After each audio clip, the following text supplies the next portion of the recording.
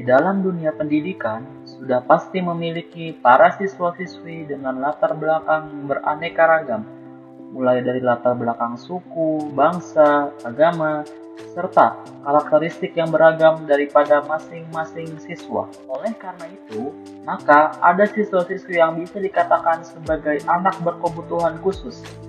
Lalu, seperti apa anak berkebutuhan khusus itu? Anak berkebutuhan khusus ialah mereka yang secara fisik, psikologis, kognitif, atau sosial terhambat dalam mencapai tujuan atau kebutuhan dan potensi secara maksimal, sehingga memerlukan penanganan yang terlatih dari tenaga profesional. Selama ini, pendidikan bagi anak berkebutuhan khusus lebih banyak diselenggarakan di sekolah luar biasa, sehingga pemerintah mengeluarkan pelayanan pendidikan bagi anak berkebutuhan khusus dengan dikeluarkannya Permendiknas nomor 70 tahun 2009. Pelayanan pendidikan bagi anak berkebutuhan khusus tidak hanya dikhususkan pada sekolah luar biasa saja, tetapi dimasukkan ke dalam jalur pendidikan reguler atau disebut dengan sekolah inklusif. Berdasarkan hal ini, maka kesempatan bagi anak berkebutuhan khusus untuk mengenyam bangku sekolah telah terbuka lebar, serta menurut Undang-Undang 1945 Pasal 31 Ayat 1 yang berbunyi, setiap warga negara berhak mendapatkan pendidikan. So then when I'm finished, I'm all about my business and ready to save the world. I'm taking my misery, making my bitch, give me everyone's favorite girl. So take game and fly away. I've never been so wide awake. No, nobody but me can keep me safe, and I'm on my way. Assalamualaikum warahmatullahi wabarakatuh. Halo semuanya. Perkenalkan, nama saya Faris Azam Haki, mahasiswa dari Fakultas Ilmu Tarbiyah dan Keguruan UIN Jakarta. Tujuan saya datang ke SMP 226 Jakarta ini untuk memenuhi tugas ulangan akhir semester mata kuliah Psikologi Pendidikan, di mana tugasnya itu adalah mewawancarai anak berkebutuhan khusus dan juga guru yang menangani anak berkebutuhan khusus tersebut. Maka dari itu, jikalau ingin menyaksikan videonya lebih lanjut, check this out.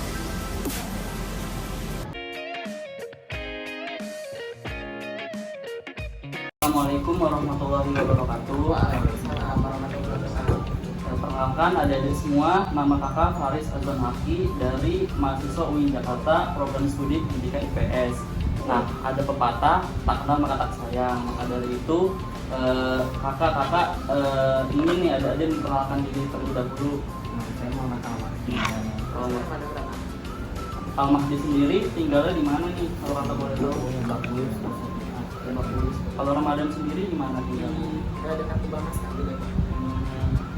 Mahdi sendiri sudah tahu belum nih kurangan dari Mahdi itu apa dalam proses pembelajaran ini? Belum tahu. Tadi menurut keterangan dari guru BK kalian, terutama Mahdinya, tadi kakak mendapat info bahwa kalau Mahdi itu sulit atau mengalami keterlambatan dalam belajar. Nah, mungkin Mahdi sendiri boleh diceritain nih kendala apa yang membuat Mahdi mengalami kesulitan dalam belajar.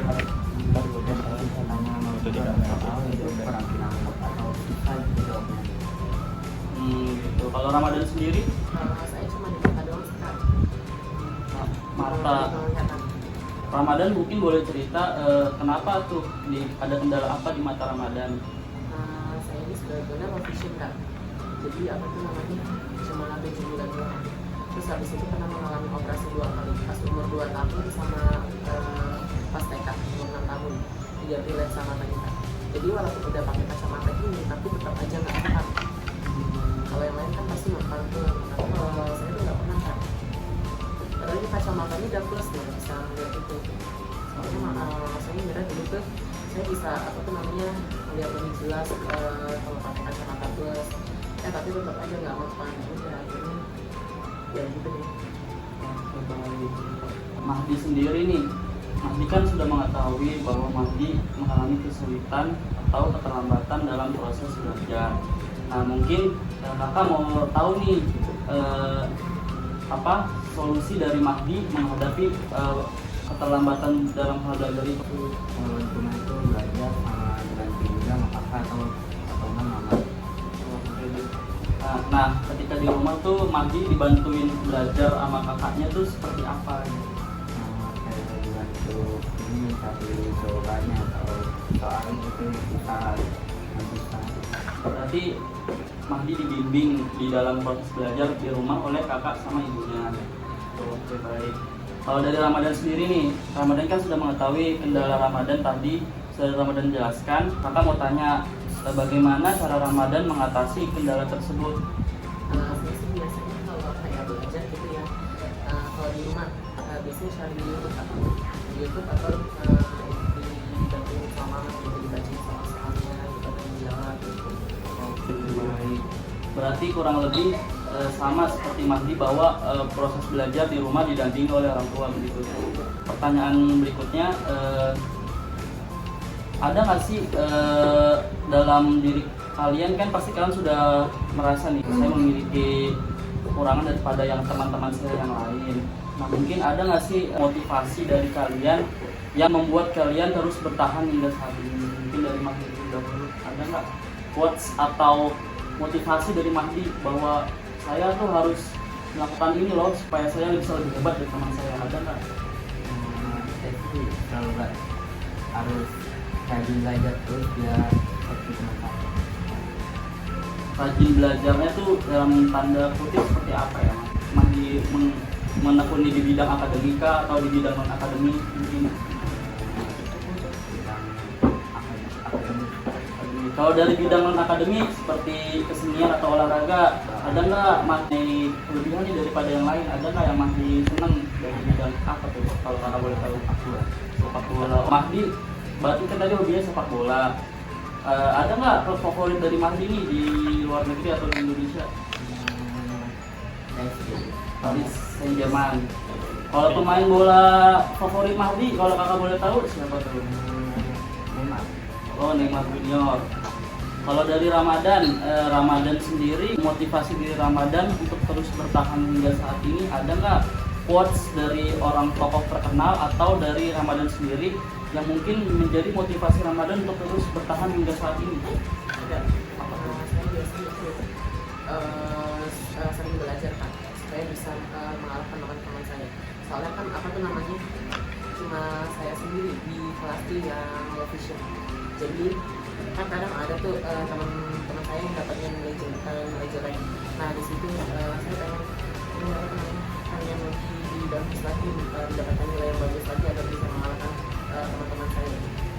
Oke, baik. Dari Ramadan sendiri ada nggak bidang akademik, kelebihan Ramadan di bidang akademik? Misalkan saya jago di pelajaran ini, atau justru di bidang non akademik nih si Ramadan jago di bidang ini, kesenian atau olahraga? Ada sih di bidang akademik itu biasanya lebih jago sama pelajaran bahasa Inggris. Bahasa Inggris, oke. Berarti Ramadan cukup jago di public speaking Inggrisnya. Ya begitu kak. Tapi masih belum lancar loh, soalnya saya juga baru belajar juga. Sebelumnya belum pernah belajar bahasa Inggris gitu. Oh. Tapi setidaknya Ramadan tahu lah basic kosakata dasar bahasa Inggris tadi ya. Kalau di bidang non akademik nih seperti kesenian atau olahraga, ada nggak yang Ramadan gemari atau? Saya biasanya senang sama ini kak, apa tuh menggambar kak. Oh, menggambar. Menggambar apa tuh? Boleh ceritakan bahwa kayak menggambar anime kah, menggambar pemandangan kah? Iya, saya biasanya lebih suka menggambar pemandangan, kayak pemandangan pantai atau gunung. Ramadan juga selain jago di bahasa Inggris, jago juga di bidang non akademik seperti gambar.